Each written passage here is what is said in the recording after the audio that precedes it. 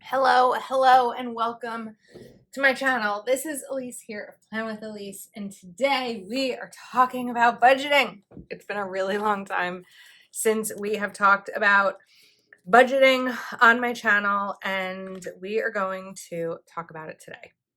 Now, I'm going to start by dating the September monthly. I'm using a Kelva Plan budget planner. This is currently sold out, but I'm sure there will be a new one coming soon. So I want to start out just by getting this dated because I want to talk a little bit about budgets and budget planning and why I haven't been sharing budget videos and all of that. So if that's not really something, well, I want to talk about it, but I also want to talk about budget planners in general. If that's not something you want to hear and you just want to dive into the budgeting, you can fast forward. But I do recommend taking a listen because I have some important things to say. So let me first explain why I haven't really been sharing budget videos for a while. First of all, I haven't been using my budget planner that much. I've really been using a spreadsheet and it's working well for me. But I do notice differences in my finances when I don't use a budget planner and instead I just use a spreadsheet. And that's something that I'm hoping to change by getting back into my budget planner. There was a lot of growth and success that I had personally and financially, of course, when tracking everything really thoroughly and using a budget planner. And while I'm not having any problems financially, I also want to, be intentional, my word of the year, about getting back into the bread and bones of bread and bones, bread and butter of what I kind of started sharing with you originally. So that's reason number one. Reason number two is that my budget looks very different from a lot of people. I would assume that a lot of my audience have an income with a partner or spouse, that their finances, go towards children and kids expenses that, come along with having kids. I am a single person. I'm a homeowner, so that's a big expense of mine. But I started to feel really strange about sharing budgeting stuff online when I'm like, okay, what am I going to do with my money? Like, it sounded very weird. And like, I was kind of getting myself into the comparison game of, do I even have it? Not comparison game, the, what's it called? There's a phrase for it. Oh my goodness. It's not comparison. It'll come to me. The thought process of, do I even have anything worth sharing if someone watching my video does not live the same life that I do? Is there any benefit to it? When I was first sharing budgeting videos, I was living in a studio apartment. I had a pretty low income from my full-time job. And that was my life. I was paying off debt and it made sense because it was pinching pennies to figure out where everything would go. And life is different now. My income at my full-time job has increased. I work Plan with Elise pretty much also full-time, and that income has increased. And I don't have any debt anymore. But with that, my expenses have also increased. And so thank you to, if you like this kind of video, you can thank my Patreon members who convinced me to film it after taking such a long break from budgeting videos. I don't even know how long it's been. So I was bending down because I wanted to grab Kelva Plan's budget basics so that I can put my bills in this planner. Now, some of what I'm doing here is it's complicated for me. I feel like this isn't going to fit.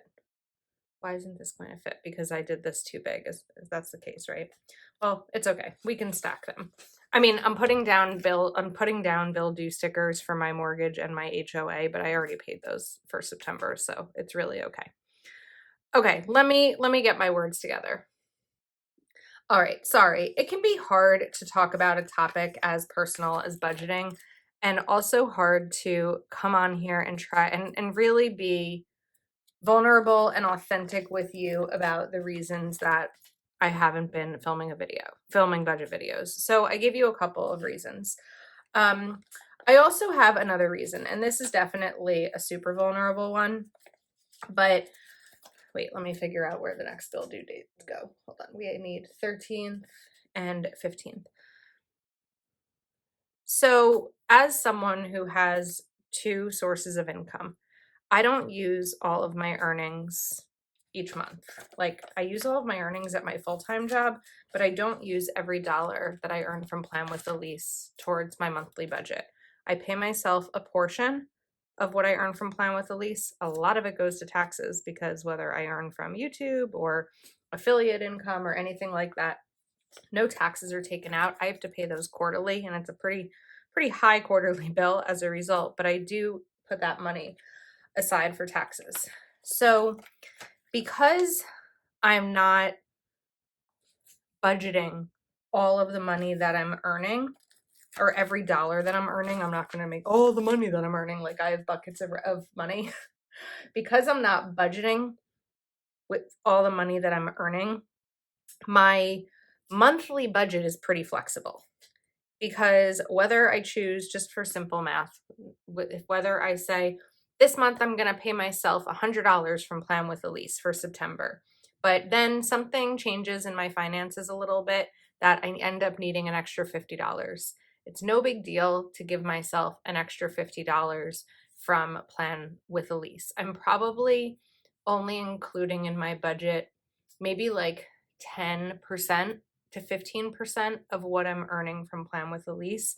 And so to be someone who sits down here and does a video saying, this is how I budget, I do budget, but I also have the opportunity to pay myself more than I do. And so I think that for all of those reasons, like just trying to really figure out the best way to share with you my perspective on finances, how I spend my money, how I save my money, how I think about money is all really important to me. And it's where I've connected with so many of you for years, but I've taken a step back from it because it's confusing for me to figure out how to do here on YouTube. And the only way to do it is to really sit down in a very vulnerable and honest way and talk to you about it.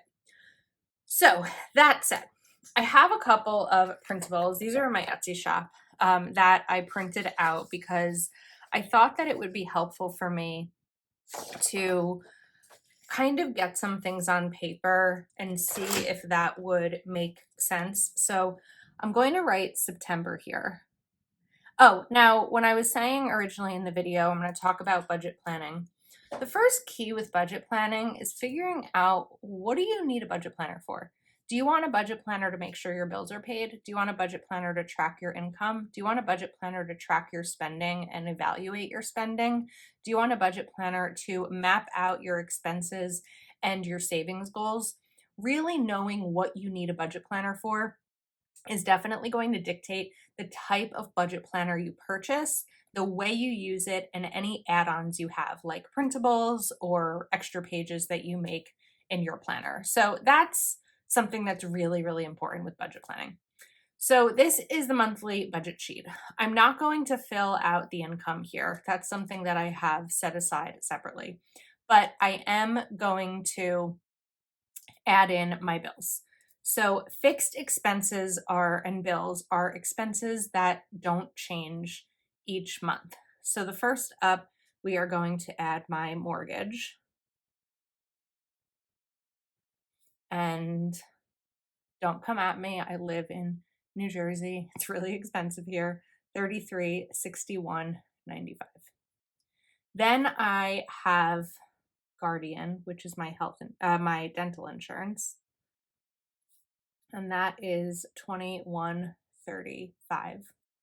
Then I have Peloton.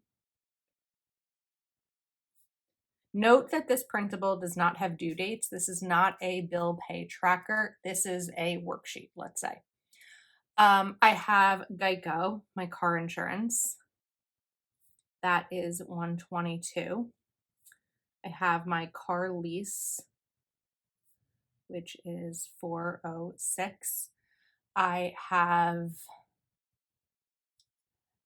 Netflix, which is 30. I think there's change in there, but it's about 30. And then I have my HOA, which is $4.50 a month. There are two bills that I'm not including here. One is my cell phone. That is, well, there's another one I need to put down, but one is my cell phone. That's through Verizon. And one is my internet. The reason I'm not including either of those in this is because those are paid by Plan with Elise LLC. Those are paid by my business. I use them for business. They're business expenses. And I don't include them in my monthly budget because they just come right out of my business account and it's not something I need to account for here. What I did forget to include is my PSE&G. I live in New Jersey. This is the electric and heat, I think, electric and gas. And that cost is $170 a month, sort of. A year after buying my house, so in June of 2024, I signed up for an equal payment plan, which takes my monthly usage over the last 12 months and averages it so that my bill is the same every single month. And then next June, I'll either get a credit on my account if I overpaid, or I will get a bill if I underpaid. I did this years and years ago when I lived in a studio apartment, and I really loved it because I wasn't like waiting every month. Have I saved enough? Have I not? And in this last year, I can actually give you a specific number here. I have my computer. But in the last year, I oversaved every month. I overestimated to the point where I have, where is this number? $645 extra that I put aside for my electric bill that I didn't need. That $645 could have gone towards a savings goal. It could have gone towards my mortgage principal. It could have gone into a high yield savings account earning interest. Once this averaged, and I know that my monthly bill is $170, I am putting aside $170 a month for this bill. I am keeping that $645 in a high yield savings account where it's earning interest. So, and I use Ally, by the way, if you're wondering, so that next June, if PSE&G says to me, hey, you didn't, we underestimated, now you owe this, which is possible, then I'll be able to pull that money out and use it. But in the meantime, it's not just sitting there waiting, it's earning interest and it's making money for me. So those are my fixed expenses. Those are the expenses that are not going to change. So we are going to total them up. $33.61.95 plus $21.35 plus $44 plus $122 plus $406 plus $30 plus $450 plus $170. I hate totaling this number. The total is $4605.30. Okay. It's never a fun number to total. Now we are going to talk about variable expenses. Variable expenses do change. I'm going to put in here numbers that I'm estimating. So for example, my groceries. Let's look at the calendar and figure out how many paydays I have in September. I have 5 paydays in September. I tend to budget for, let's write, groceries. I tend to budget about $50 a week for groceries. I think that I'm going to stick with that. I think I'm going to bump it up. I'm going to go to $60 a week. Again, this is one of those situations where I have the ability to give myself $10 more per week towards groceries. So I have that as the variable expense for the month. Again, when I say single person living alone, I'm not married. I am in a relationship, and sometimes that is part of my grocery spending, but not always. So groceries, I feel like these discs are getting in the way. Groceries, we are doing $300 for the month. When I'm looking at the spreadsheet where I track my money, basically, I'm looking at my gas category and I have $200 right now in my gas category. I don't think I need to add to that. A lot of that is because I've been away most of the summer weekends and I'm not really driving anywhere. I think recently I hadn't driven for like 10 days, and maybe 5 of those days I hadn't even left my house. So again, gas is sitting there waiting for me to spend. I don't really need to add to it right now.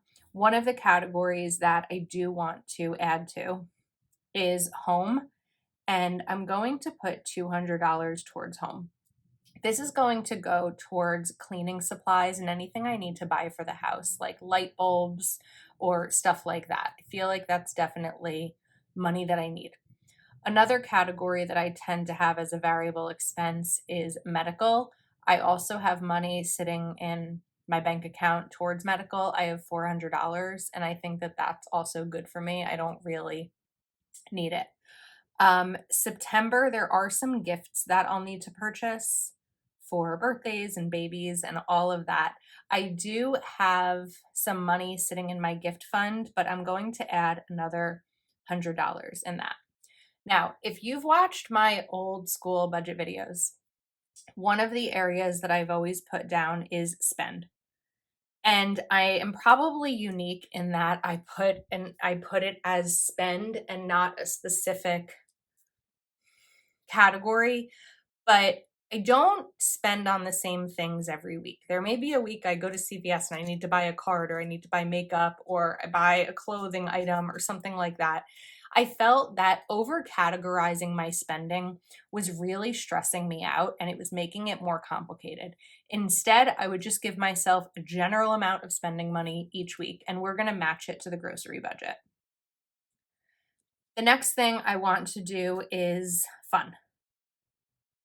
And again, this is for the month. This is not for the each paycheck. This is for the whole month. So fun is what I consider when I go out to eat with friends or I just go somewhere for entertainment that is going to cost money. I'm going to do $200. I already know of a couple of events that I have in September that are going to cost money, but we're going to put $200 towards fun. I think that that's it. I am not going to give myself a clothing budget for the month because I'm doing a no spend on clothing. Another area that I put money towards usually is my aunt fund, spending money on my niece and nephew, but I have plenty of money set aside for that.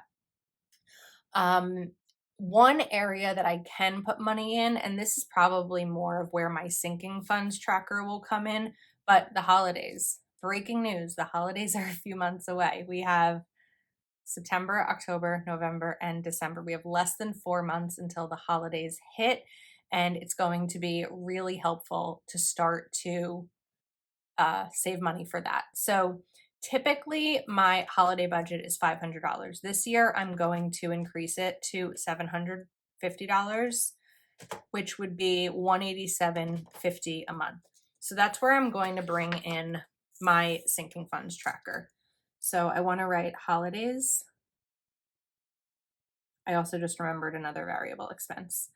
The start is 0, and I want to put $187.50. So I'm going to put it here as a variable expense.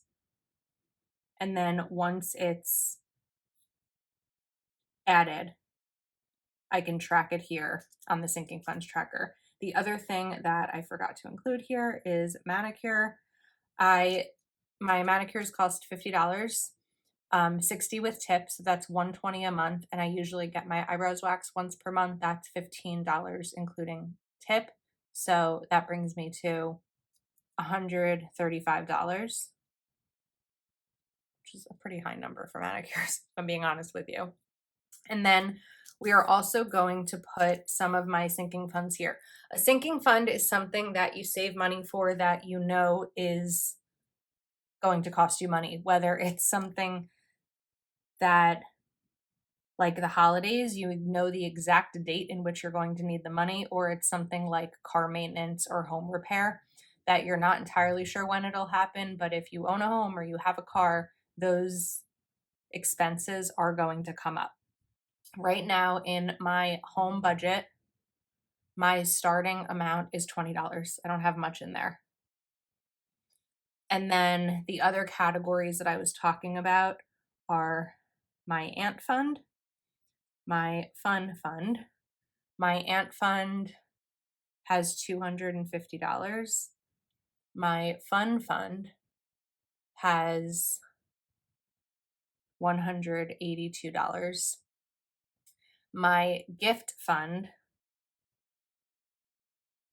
has $300. So I mentioned that I want to add $100 to it. By December, if for some reason I'm unable to meet my holiday goal, I'll pull the money from that gift fund. Also, at the end of the year, I will likely wipe these all clean and put the money towards a bigger savings goal, as long as I still have money set aside for car maintenance and home repair. I have money set aside for both of those right now. It's not something that I'm going to put here because, again, part of my hesitation with coming back to budgeting on YouTube is the privacy factor. So I don't want to just list out all the money I have in my bank account and that exact number. So this is kind of where I'm thinking when it comes to sinking funds. Now I want to total this. So the total is going to be 300 plus 200 plus 100 plus 300 plus 200 plus 187.50 plus 135. That total is 1422.50. So if I were to add 1422.50 plus 4605.30, that total is, we'll just put it here in the middle, 6027.80. Now, this isn't everything. This isn't like all the places my money needs to go. There are some other really important things for me when it comes to finances, and those are my big savings goals. So every week, I feel like I need a spot here for savings, so we're just going to put it here. Another hesitation of filming the video is wanting to make sure that I had every single element of the planner all ready to be able to share with you. Again, some of it is a work in progress. So I want to set aside $700 towards my retirement. I have a Roth IRA. I also set aside $150 from each paycheck into an emergency fund. I've been doing that. I was doing $100, but I moved it to $150. So that is $750 for the month. And then the extra mortgage. My goal this year is to make 2 extra mortgage payments towards my principal so that I can work towards paying off my mortgage faster. And I just want to take a look to see where I'm at with that progress. I know that I have it in this budget planner because I just shared a reel about it a few days ago. So we have 1, 2, 3, 4, 5, 6, 7, 8, 9, 10, 22. 22 times 67 is 1474. If I divide that by 4, we'll be at about $370. So that between September and December, I'll save $370 extra towards my mortgage. And by the end of the year, I will have paid 2 extra payments. So we have, I don't need to start over. I need to go from here. 1422.50 plus 700 plus 750 plus 370. 3242.50. Is that right? Oh yeah, because that's like 1500, 1800. So cross this off. 3242.50.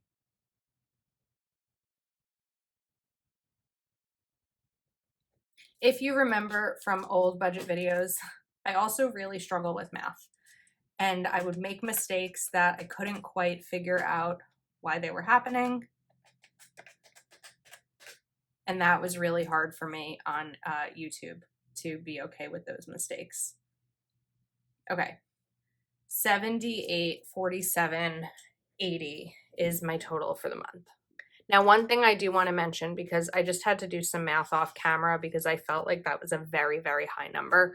What I remembered is that this is a 5 payday paycheck month for me because I'm paid on Mondays. So if I were only paid 4 paydays this month, I would probably lower some of these, but because it's a higher payday month, I'm going a little bit higher in some of these categories than I might do if I had 4 paychecks, because there's an extra set, a whole extra week's worth of pay to decide what I want to do with. Now, what I want to do in this video is share with you a little bit about how I budget by paycheck. And this is going to be as explained as best as I can from using a sheet of note paper. So we're going to write out paycheck number 1. And what I do is I take all of my bills and I divide them by how many paydays I have until that bill is due. So I'll show you here with the September calendar. My next mortgage payment, because I paid September, is due on October 1st. I have 1, 2, 3, 4, 5 paydays to set aside the money before I owe the money on October 1st. So what I would do is take my total mortgage payment and divide it by 5. And that means that $672.39 of that paycheck is going to go towards my mortgage. And I'll do the same thing with each of my other bills. My HOA is $90. Let's continue. Okay, some of these I don't do. Guardian, my dental insurance, is due at the end of the month. It's only $21. I don't break it down. I don't divide that by 5. It doesn't make sense to me. I just set it aside all in one shot. Same with Peloton. If something is under $50, I don't break it down like this. There was a time that I did, but I don't anymore. Geico. I have 2 paydays to save for Geico because it's due mid-month. So that is $61. Honda. I have 5 paydays to save for it. So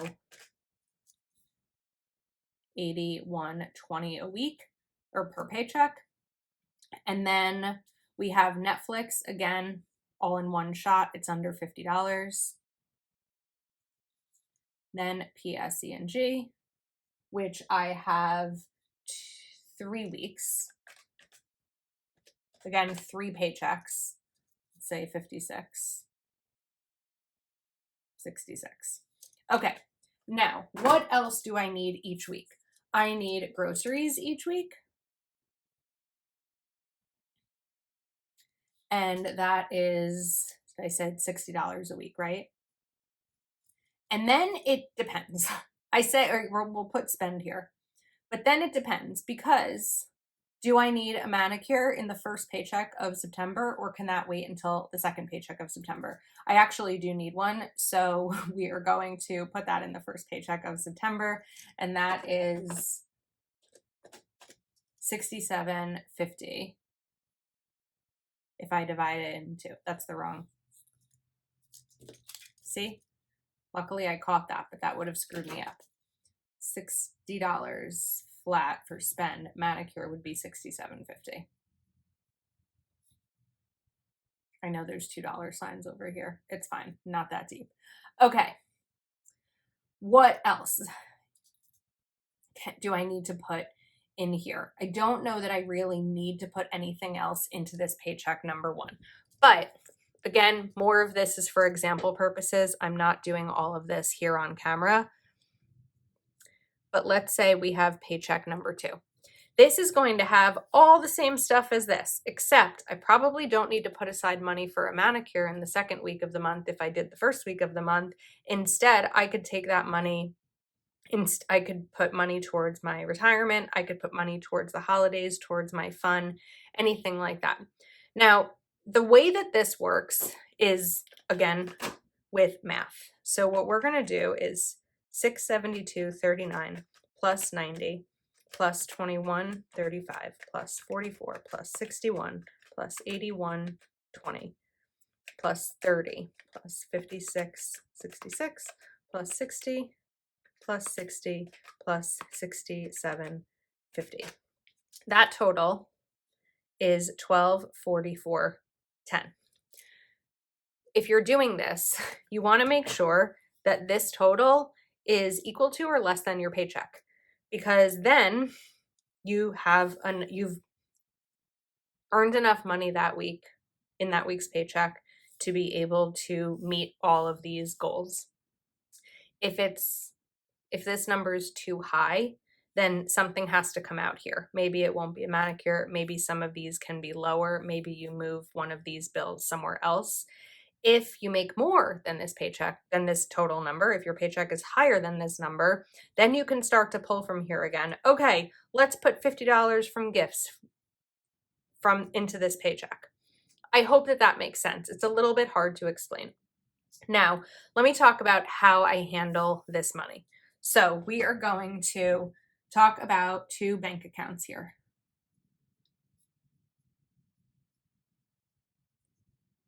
Bank account A and bank account B.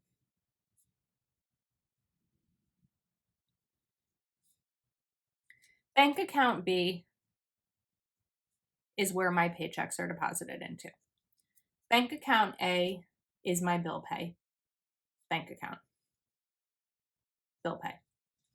Once I have saved the 5 paycheck numbers towards my mortgage, once this bank account has a bill in it in its entirety, I transfer it over to bank account A and then I pay the bill.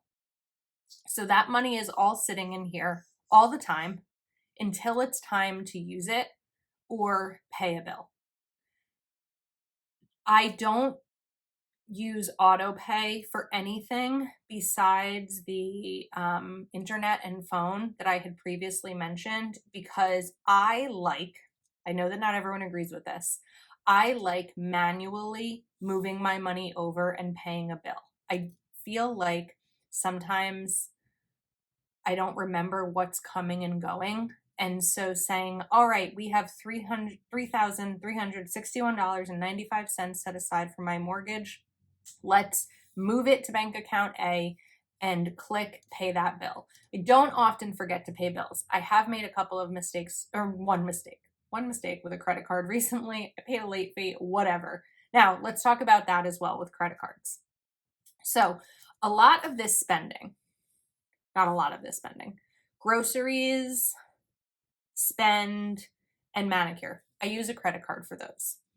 When I use the credit card, I note it in my spreadsheet, and that money is this money is sitting here, right? That's in my bill. It's in my paycheck money because it's still sitting in my bank account. Once that bill is due, it gets moved over to bill pay. So if my credit card is $170, that's a portion of each of these. I will move that $170 over. And let's say it's because I spent $50 on groceries instead of $60, I'll still have $10 left in this bank account set aside for groceries. It's not that I'll only have $10 in this bank account, but 10 of the dollars in the bank account are for groceries. The way that I have a spreadsheet set up is, let's say I have $500 in the bank account. I know that 60 of that is for groceries. 60 of that is for spending, manicure, etc. Maybe I have manicure, I have aunt, I have gift. The goal is that for these, the total is going to be $500. And that is something that I check every single day, making sure that the money that I expect to have in my account is the money that is actually in my account. Okay, now the next thing I wanted to do is show you how I've used the Calva Plan budget planner on months and weeks that I'm actively using it. And this is where I categorize my spending. So I use my dot markers and I wrote when I didn't spend any money. And then I used green listed how much I spent, what this purchase was for, and then I categorized it down here for food so that anytime I spent money on food that week, I used a green dot, and then at the end of the week, I totaled it up. The benefit of totaling it up this way is being able to see if you're on track with your spending. So I'm actually laughing. I saw roller rink on here. Roller rink was my, I think, 4th date with James. Yeah, this was February. So it just made me laugh looking back there at the very start of our relationship. So using something like this to keep yourself on track with your budget is really helpful. Now, another way that you can use this in a really like successful way, again, it depends on how you use a budget planner, but if my weekly budget allowance for food is $50, I overspent. What likely happened here was that I didn't get groceries the week before, and so I allowed myself to double my budget. So I really just went over by $13.32. Fun, this would have been the first paycheck of the month, and I would put $100 aside. So 39 out of 100. Now, what's interesting, and again, this is just example, so just don't come at me, but from 39 to 100, that's $61 left. Technically, I may have only had $61 left in my fun budget. So the 123.14 would really be out of 60. So I would have gone over then. What more than likely happened is either I gave myself a little bit extra or I had some fun money left over from a previous month. I've always put aside money for fun. I haven't always had fun. In January, I really didn't do much. I was writing my book. If you haven't heard about my book yet, I'll share more information soon, but I did write a book this year about savings and budgeting, and it is coming out in November. So I was probably loading up on my fun budget because I wasn't going anywhere. I was home, I was working, I was filming, I was writing a book, and I wasn't really spending that money. Plan with Elise, I do put in here and I track because it's a business expense, but I don't really have a set budget for Plan with Elise. I don't do a ton of spending for that. So that's really what I wanted to kind of explain to you here is how you can use these pages for your budget. This idea came from one of my Patreon members, Michelle, last year when the Kell of a Plan budget planner came out. And it's really, for me, been the most effective way of working on my budget in this planner, and is something that I'm really looking forward to getting back to. This planner does come with monthly breakdown pages where you can set up your budget. I don't have debt, so on the page that I made, I didn't do that, and I just wanted something a little bit more like lined and formatted.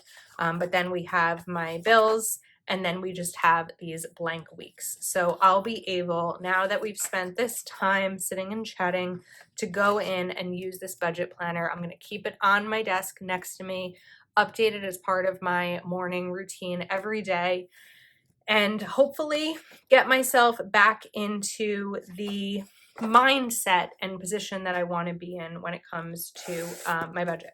So I know that this video was both chatty and hopefully not confusing, maybe confusing, a little bit complicated, especially sharing this part. But I also hope that you understand some of the reasons why I haven't really been doing many budgeting videos, because this is probably the most personal thing that I can share, and it's just a little bit challenging to talk about and put a video about when my life circumstances have changed a bit. So I love talking about budgeting. So I really enjoyed sitting down here and doing this. If you want to see more of these videos, please comment below, like this video, make sure you're subscribed to my channel.